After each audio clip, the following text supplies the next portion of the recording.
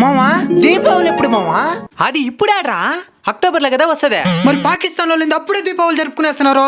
అది వాళ్ళు జరుపుకోలే, మనం జరుపుకునేలాగా చేసినాం. ఎందుకు మావా?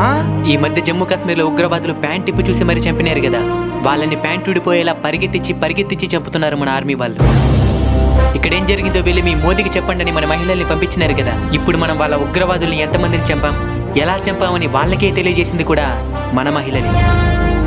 ఈ దేశంలో పుట్టిన ఏ మతస్థుడైనా సరే ఈ దేశ క్షేమాన్ని కోరుకుంటే వాళ్ళని గౌరవిస్తాం. ఈ దేశంలో పుట్టి పరాయి దేశ క్షేమం కోరుకునే వాళ్ళు హిందువులైనా సరే వాళ్ళని తప్పకుండా వ్యతిరేకిస్తాం.